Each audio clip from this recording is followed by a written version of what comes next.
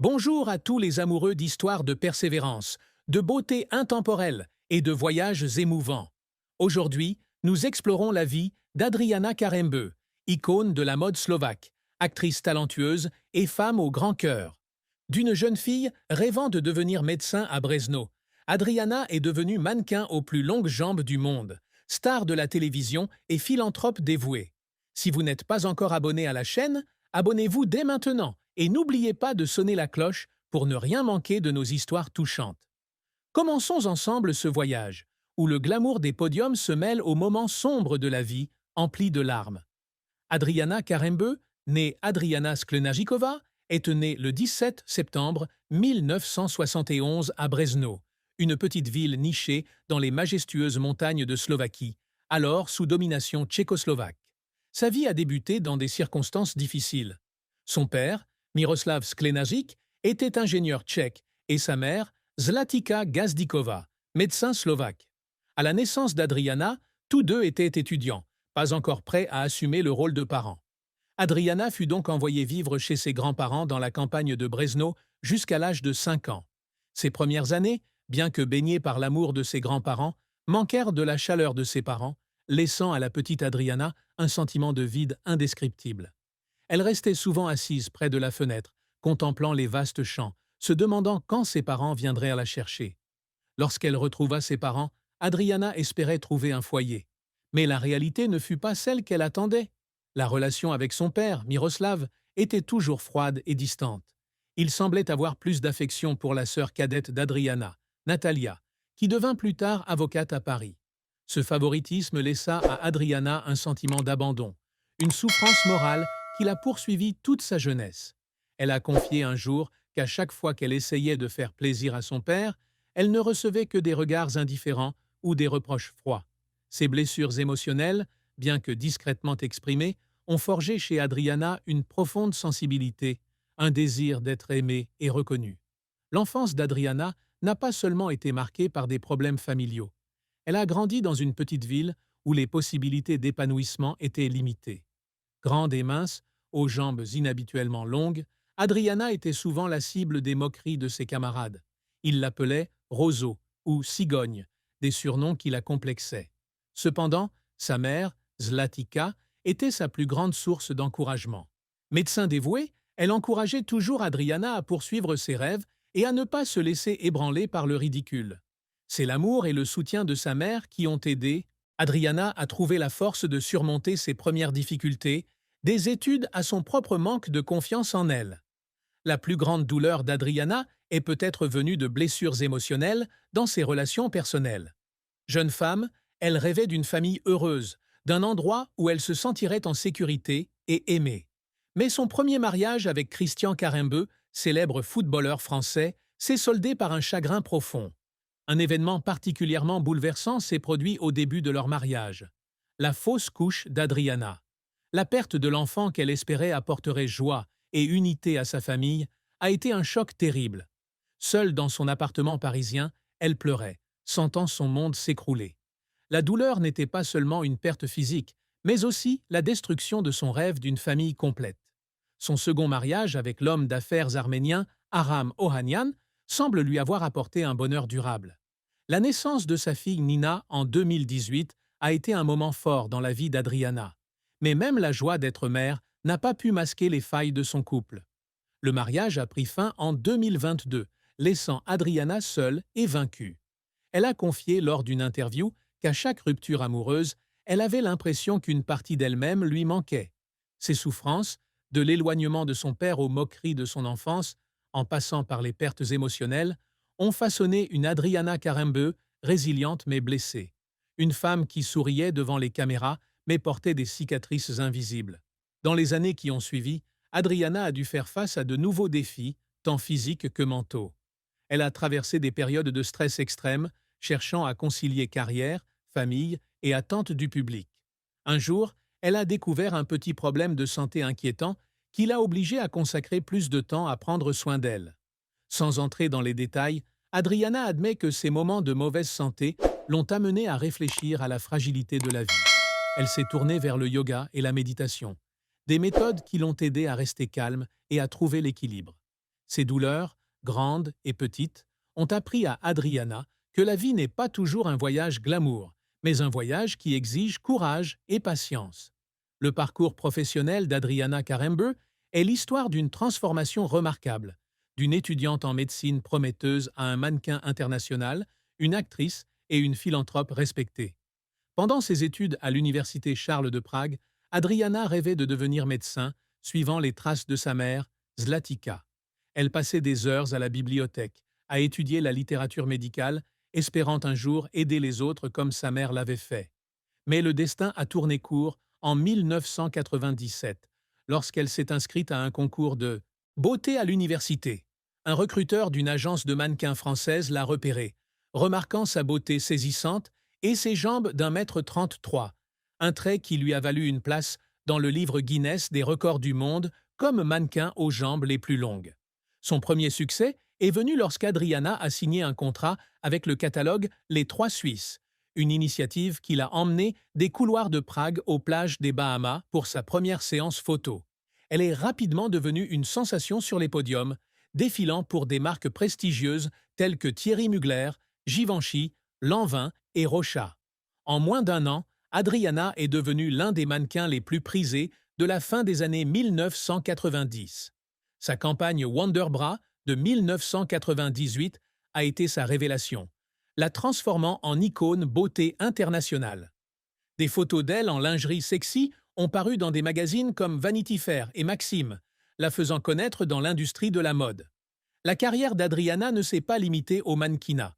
Elle a étendu ses activités à la télévision et au cinéma, un choix audacieux mais ambitieux. Elle est apparue dans la comédie Prêt-à-porter en 1994, y tenant un second rôle aux côtés de stars comme Sophia Loren et Julia Roberts. Bien que ce rôle fût mineur, il lui a ouvert les portes du monde du spectacle. En 2004, elle a joué une gogo danseuse dans le film Trois filles, puis dans la série télévisée Adriana et moi en 2007, où elle incarnait son propre rôle, celui d'un mannequin qui tombe amoureux d'un modeste fleuriste. Ces rôles, bien que n'ayant pas remporté de prix majeur, ont démontré le courage d'Adriana à tenter une aventure totalement nouvelle. Elle est également devenue un visage familier de la télévision française et italienne. Adriana a animé Top Models sur Métropole 6, une émission de télé-réalité qui aide les jeunes filles à réaliser leurs rêves de mannequinat. En 2012, elle a co-animé Les pouvoirs extraordinaires du corps humain sur France 2, explorant les incroyables capacités du corps humain avec le docteur Michel Sim. Elle a également participé à la première saison de Danse avec les stars en France en 2011, bien qu'elle ait été éliminée en demi-finale, mais ses efforts et son courage inébranlable ont conquis le public. Ses apparitions à la télévision ont non seulement consolidé sa réputation, mais ont également démontré sa polyvalence, passant du mannequin à la présentatrice charismatique. Cependant, la carrière d'Adriana n'a pas toujours été rose. Elle a essuyé des échecs cuisants, notamment dans le monde du cinéma. Certains projets cinématographiques auxquels elle a participé n'ont pas reçu l'accueil escompté, ce qui lui a valu des critiques pour son manque d'expérience. Il y a eu des nuits où, après avoir lu des commentaires négatifs dans la presse, Adriana s'est retrouvée seule dans son appartement parisien, pleurant de ce sentiment d'échec. Elle a un jour confié que ces critiques étaient comme des coups de poignard, la poussant à se demander si elle avait assez de talent pour survivre dans le monde impitoyable du spectacle. Mais ce sont ses larmes qui l'ont motivée à travailler plus dur, à suivre des cours de théâtre et à améliorer ses compétences. Un autre défi est la pression de maintenir une beauté parfaite dans l'industrie de la mode. En tant que top modèle, Adriana est soumise à des exigences strictes en matière d'apparence, du maintien d'un poids idéal à une apparence toujours impeccable. Il y a eu des jours où elle devait travailler 16 heures par jour, voyager d'un pays à l'autre et subir des séances photos difficiles, comme rester debout des heures sur une plage froide en Islande. Ces épuisements lui ont fait monter les larmes aux yeux, non pas à cause de la douleur physique, mais à cause du sentiment d'être seule dans un secteur qui exige la perfection. Mais Adriana n'a jamais abandonné. Elle a continué à travailler, non seulement pour la gloire, mais aussi pour prouver qu'elle pouvait surmonter tous les défis. Outre la mode et le divertissement, Adriana a également connu le succès dans le monde des affaires. Elle a lancé sa ligne de cosmétiques Silicon Plus en 2005, un projet dans lequel elle s'est investie avec cœur. Bien que son entreprise n'ait pas toujours été un long fleuve tranquille, entre difficultés financières et concurrence sur le marché, Adriana a appris à rebondir après chaque échec. Elle a également mis sa notoriété au service d'œuvres caritatives, devenant ambassadrice de la Croix-Rouge française et participant à des campagnes contre les mines antipersonnelles, soutenant les familles de journalistes emprisonnés. Ses efforts, bien que moins prestigieux que les défilés, lui ont apporté fierté et sens profond, l'aidant à surmonter les moments les plus difficiles de sa carrière. La vie personnelle d'Adriana Karembeu a toujours été au centre de l'attention du public, notamment ses 2 mariages tumultueux. Son premier mariage avec Christian Karembeu, célèbre footballeur français, a débuté comme un conte de fées. Ils se sont rencontrés par hasard lors d'un vol Milan-Paris en 1998. Christian, avec son physique imposant et son regard captivant, a rapidement conquis le cœur d'Adriana. Ils se sont mariés en décembre de la même année, lors d'une cérémonie romantique en Corse. Adriana a confié un jour qu'elle croyait en Christian comme l'homme de sa destinée, celui qui lui offrirait la famille heureuse dont elle rêvait depuis son enfance. Cependant, ce mariage a rapidement connu de grandes difficultés. L'une des plus grandes souffrances a été la fausse couche qu'Adriana a subie au cours des premières années de leur mariage. Elle avait espéré que l'enfant serait un pont entre elle et Christian, mais cette perte a laissé un vide incommensurable. Adriana a révélé dans une interview qu'elle avait beaucoup pleuré les jours suivants, se sentant comme une épouse et une future mère ratée. Christian, malgré ses efforts pour la réconforter, n'a pas pu cacher sa déception, ce qui a créé, sans le vouloir, un mur invisible entre eux. En 2011, Adriana et Christian ont annoncé leur divorce après 13 ans de mariage. Elle a confié que cette décision avait été l'une des plus difficiles de sa vie. Bien qu'ils aient entretenu une relation respectueuse, Adriana a admis avoir le cœur brisé. Assise seule dans son appartement parisien, elle regardait ses photos de mariage, se demandant si elle retrouverait un jour le bonheur. Les larmes de ces moments n'étaient pas seulement la douleur de la séparation, mais aussi le regret du rêve familial auquel elle croyait autrefois. Le second mariage d'Adriana, avec Aram Ohanian, un homme d'affaires arménien, a semblé lui apporter un nouvel espoir. Ils se sont rencontrés en 2011 et se sont mariés en juin 2014, après 3 ans de relation. Adriana a décrit Aram comme un homme doux qui la faisait se sentir en sécurité et aimée. En 2018, sa plus grande joie a été la naissance de sa fille Nina, à l'âge de 46 ans. Devenir mère à un âge avancé a été un grand défi, mais Adriana considère Nina comme un miracle dans sa vie. Elle partage souvent des histoires réconfortantes sur sa fille, des rires de Nina aux après-midi qu'elles ont passés à jouer ensemble dans le parc. Cependant, ce bonheur ne dura pas. En 2020, Adriana a pris une nouvelle déchirante. Aram souffrait d'une grave maladie cardiaque, nécessitant une attention médicale constante. Sans entrer dans les détails, Adriana révéla avoir fondu en larmes lorsque le médecin l'informa de la maladie de son mari. Elle se sentit impuissante, se remémorant son enfance, lorsque sa mère, médecin, se battait pour sauver la vie de patients.